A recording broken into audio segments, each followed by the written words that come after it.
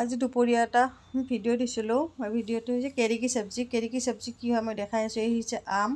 আমাৰ ইয়াতে মানে ঘৰৰ মালিকৰ ইয়াতে আছে, বাউণ্ডেৰীতে আম আছে। মই ভিডিঅ' দেখুৱাইছোঁ আগতে আমৰ গছৰ। আৰু এই 4টা আম মানে ৰামকৃষ্ণই লৈ আহিছে। তাৰপিছত আৰু ৰামকৃষ্ণই কৈ আছে কি কেৰি কি চব্জি খাওঁ, কেৰি কি চব্জি খাওঁ। আৰু যি সৰু সৰু মানে আমকেইটাক, যিকেইটা আম আৰু বেছি পুৰঠ নহয়, এইকেইটাক কেৰি বুলি কয়, মানে সৰু সৰু আমবিলাকক।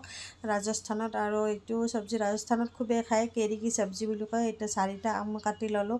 আৰু আম দেখি কিনে মোৰ অলপমান লালচ হৈছে আৰু আহেই ছোৱালী মানুহ মাইকী মানুহৰ এনেকৈ মই অলপমান টেষ্ট কৰিলোঁ। বেছি মিঠাও নহয়, বেছি টেঙাও নহয়, মিডিয়াম টাইপৰ হয়।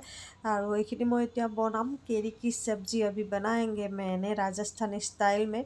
তো কেনেকৈ বনাওঁ চাই লওক। এই গুড় লাগিব, গুড় চেনি যি দিয়ে, চেনি দিয়াতকৈ কিন্তু গুড় দিলে বেছি সোৱাদ লাগে। আৰু বেছি মই মছলা নিদিওঁ, সিহঁতে বহুত মছলা দিয়ে। তাৰপিছত মই বনাই ল'ম এতিয়া আৰু আপোনাৰ লগত শ্বেয়াৰ কৰিম ৰাজস্থানী কেৰি কি চব্জি। আৰু খাব কিন্তু বহুতেই ভাল লাগে। ইহঁতে কিন্তু ৰুটিৰ লগত খায় দেই, মই কিন্তু এই লগত খাওঁ, ভাতৰ লগত খাওঁ। আৰু ইহঁতে মানে টেঙা বস্তুটো ইহঁতে ৰুটিৰ লগত খাই বেছি ভাল পায়, কিয় নাজানো। আৰু যে কাদ্দি বনাওঁ, কাদ্দিটো সিহঁতে ৰুটিৰ লগতে খায়।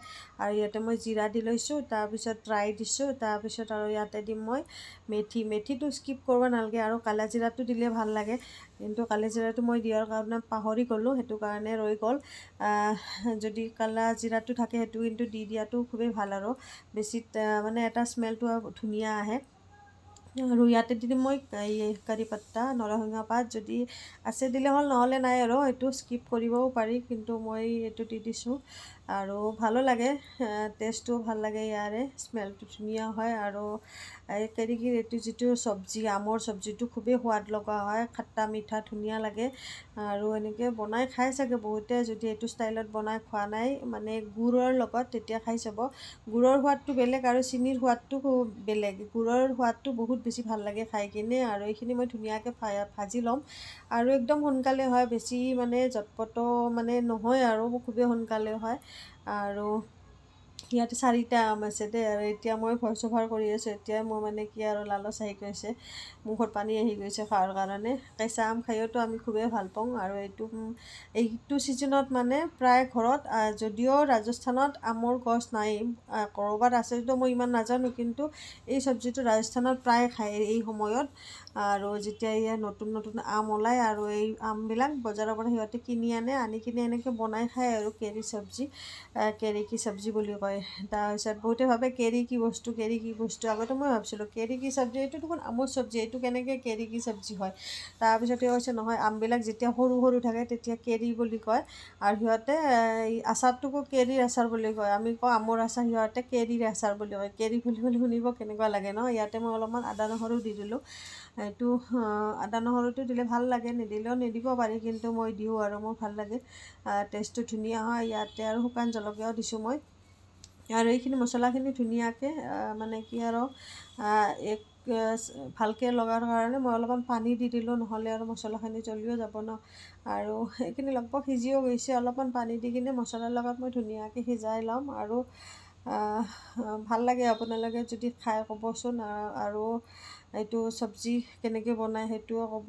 আৰু ৰাজস্থানী ৰেচিপি শ্বেয়াৰ কৰিছোঁ, কেনেকুৱা লাগিছে ক'ব।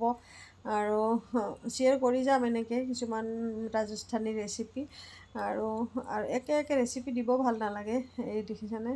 আৰু এইটো ছিজনৰ বস্তু হয়, সেইটো কাৰণে মই দি দিলোঁ, আমৰ ছিজন।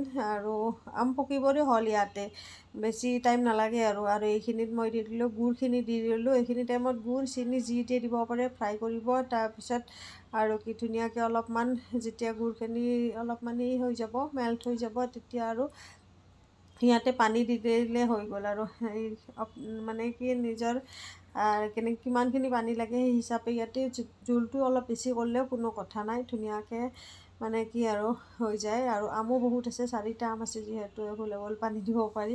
আৰু মই দি দিলোঁ পানী। আৰু বেছি জোল কৰা নাই, কাৰণ যে সিহঁতে ৰুটিৰ লগত খাব, মোক যেনিবা অলপ জোলটো বেছি লাগে, কাৰণ মই ভাতৰ লগত খাওঁ। আৰু টেঙাজাতীয় বস্তুটো মই ভাতৰ লগতে খাই বেছি ভাল পাওঁ, আমি বিশেষকৈ আমাৰ অসমত।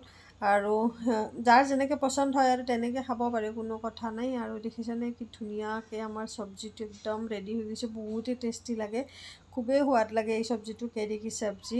কেৰিনো কি আৰু আমৰ চব্জি, আমি আমৰ চব্জি বুলিও ক'ম, আৰু কিনো। আৰু এতিয়াতো মাৰ্কেটত আম এভেইলেবল হৈ গৈছে। অসমততো কথাই নেদেচোন। অসমত মানে কি আৰু ধুনীয়া আমৰলি গছ আছে। ইয়াতে যেনিবা আমি কিনি খাব লগা নহয় আৰু আমখিনি, এই সৰু সৰু আমখিনি ইয়াতে ৰুমৰ মালিকৰ যিহেতু আছেই ইয়াতে। আৰু এতিয়া মই খাই ল'ম ধুনীয়াকৈ। আৰু আজি ৰাতিপুৱাও ধুনীয়া এটা চব্জি বনাইছিলোঁ মই, ঘুগনি বনাইছিলোঁ। আৰু এতিয়া ধুনীয়াকৈ ৰাম মানে ৰুটি খাই আছে আৰু মই চাউলৰ লগত খাই আছোঁ, ভাতৰ লগত। আৰু খুবেই সোৱাদ হৈছে। মই ৰামক কৈ আছোঁ আৰু ৰেচিপিটো কেনে লাগিছে ক'ব। এটা ৰাজস্থানী ৰেচিপি শ্বেয়াৰ কৰিলোঁ আৰু হিন্দীত নবনালোঁ আজি, কিয়নো এইটো ৰেচিপিটো সিহঁতে জানেই, সিহঁতৰে ৰেচিপি। আৰু মই আপোনালোকৰ লগত মানে আমাৰ অসমৰ মানুহখিনিৰ লগত শ্বেয়াৰ কৰিছোঁ বাবে মই যেন এইটো অসমীয়াতে ক'লোঁ আজি। আৰু যদি এইটো বেলেগ ৰেচিপি হ'লা হয় তেতিয়া মই হিন্দীতো ক'লোঁ হয়, কাৰণ সিহঁতেও বুজি পাব লাগে, এইটো সিহঁতৰে ৰেচিপি যিহেতু। মই সেইটো কাৰণে আজি অসমীয়াতে বনালোঁ। কেনে লাগিল ৰেচিপিটো ক'ব। আৰু বনাই খাই পোৱা নাই যদি বনাই খাব। আৰু আমাৰ মানে কি আমাৰ ফালেতো এইটো টেঙা বুলি ক'লে মাছেই হয়, কিন্তু এনেকৈ এবাৰ বনাই খাই চাবচোন, খুবেই সোৱাদ লাগে কেৰেকীৰ চব্জি। আৰু মই আজি খালোঁ, আপোনালোকক বনাই দেখালোঁ। খুবেই মানে কি আৰু ভাল লগা এটা ৰেচিপি। যদি ভাল লাগিছে তেতিয়াহ'লে ক'ব। আজিলৈ বাই বাই, আৰু পিছত লগ পাই আছোঁ। Bye bye.